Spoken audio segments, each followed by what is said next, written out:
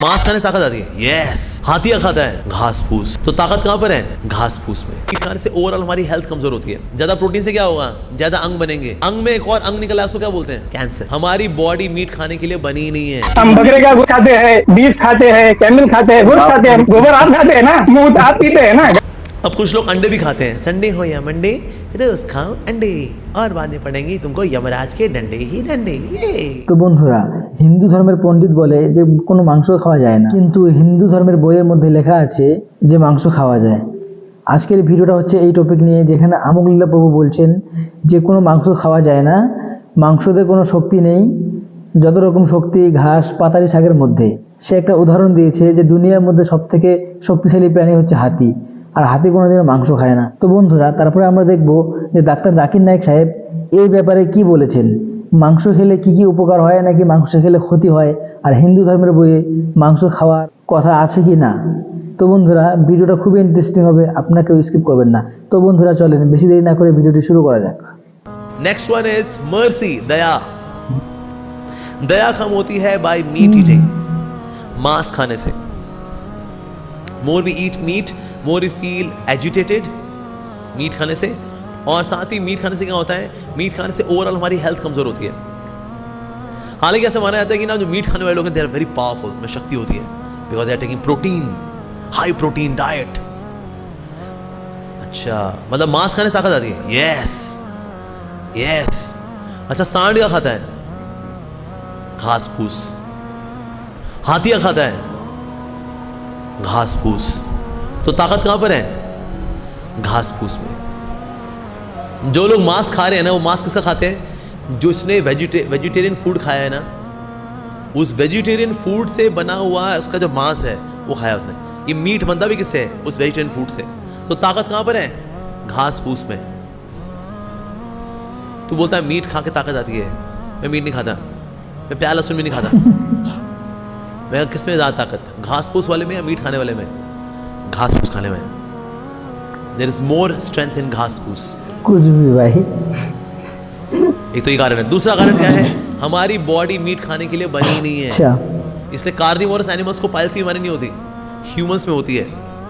And as per Reader's Digest, piles की बीमारी 90% जो मीट ईटर्स हैं उनको होती है। दालों में जितना प्रोटीन है वो इंसान के लिए काफ़ी है। ज़्यादा प्रोटीन खाने से क्या होगा?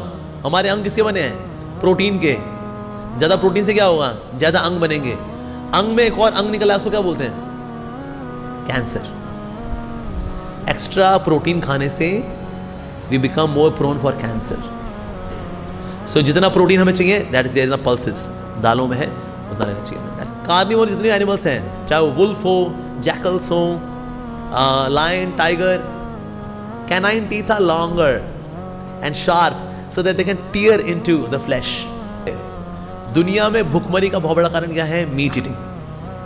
अब कुछ लोग अंडे भी खाते हैं। संडे हो या मंडे, रोज खाओ अंडे और बांधने पड़ेंगे तुमको यमराज के डंडे ही डंडे।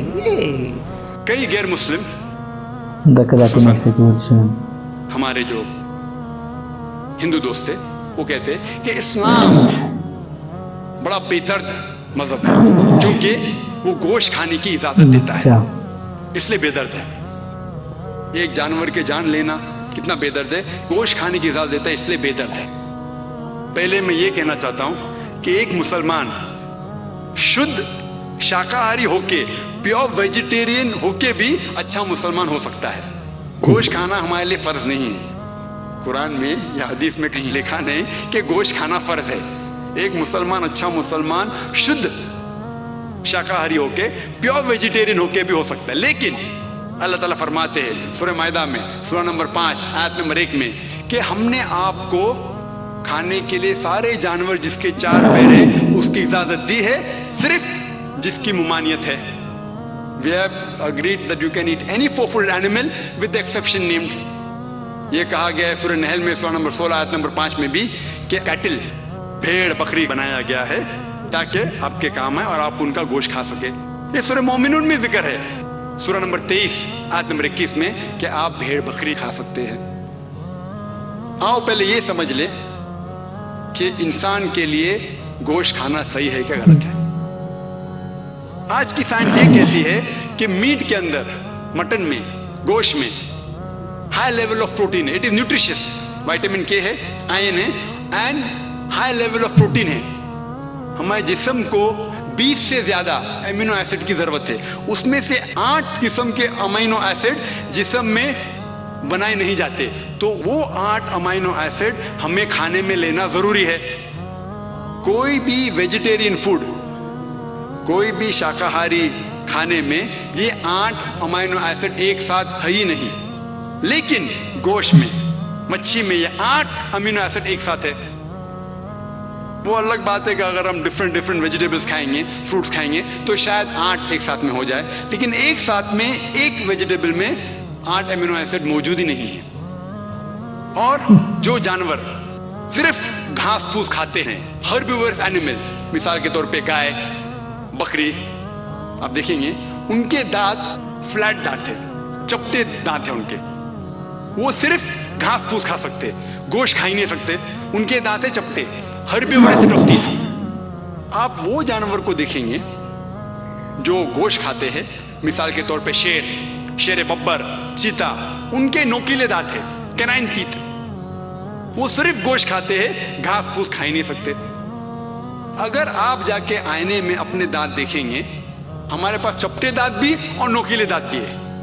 अगर अल्लाह ताला चाहता कि हम सिर्फ घास फूस खाए, तो ये नोकीले दांत क्यों दिए हमें, तो कैनाइन सेट ऑफ टीथ क्यों दिए?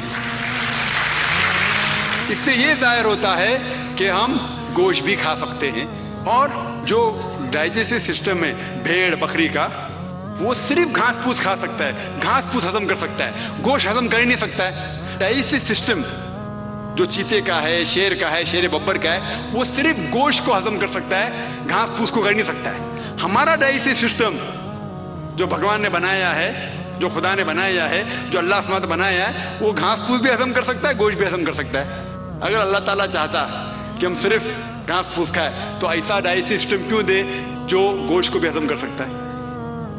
और बहुत से लोग को ये गलत फहमी है, हमारे हिंदू दोस्त लोग को, कि उनकी मजहबी किताबें गोश्त खाने से रोकती हैं। ये गलत फहमी है। अगर आप उनकी मजहबी किताब पढ़ेंगे, उनकी मजहबी किताबों में गोश्त खाने की ममानियत नहीं है। अगर आप पढ़ेंगे मनुस्मृति चैप्टर नंबर 5 वर्स 30, अध्याय 5 श्लोका 30, उसमें लिखा है कि भगवान ने कुछ जानवर को खाने के लिए बनाया है, कुछ जानवर को खिलाने के लिए। God has created some animals to eat and some to be eaten. अगर आप वो जानवर खाते हैं जो खाने के लिए बनाए गए हैं, तो आप कुछ गुनाह नहीं करते। मनुस्मृति अध्याय 5 श्लोका नंबर 30। आगे आप पढ़ेंगे मनुस्मृति अध्याय 5 श्लोका नंबर 31 में कहा गया है कि अगर आप वो जानवर का कत्ल करते हैं जो पूजा के लिए बनाए गए, तो आपको कोई गुनाह नहीं है। मनुस्मृति अध्याय 5 चैप्टर 5 वर्स नंबर 39 एंड 40, 39 और 40, उसमें लिखा गया है कि अगर आप सैक्रिफाइस में गोश्त खाते हैं, पूजा के लिए गोश्त खाते हैं, तो कोई गुनाह नहीं कर रहे। और कई ऐसे हवाले हैं ऋग्वेदा में जहां लिखा हुआ है कि आप भैंस खा सकते हैं। कितने हवाले हैं ऋग्वेदा जिल्द नंबर 10।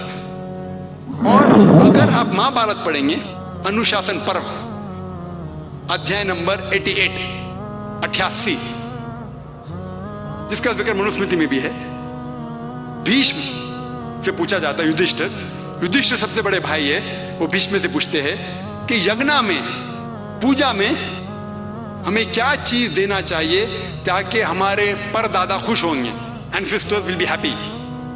तो भीष्म जवाब देते हैं कि अगर आप भाजी, फल और चावल देंगे, तो हमारे परदादा 1 महीने के लिए खुश होंगे। अगर फल भाजी चावल देंगे 1 महीने के लिए। अगर आप मच्छी देंगे तो 2 महीने के लिए। अगर गोश्त देंगे तो 3 महीने के लिए। अगर खरगोश देंगे तो 4 महीने के लिए। अगर बकरी देंगे तो 5 महीने के लिए।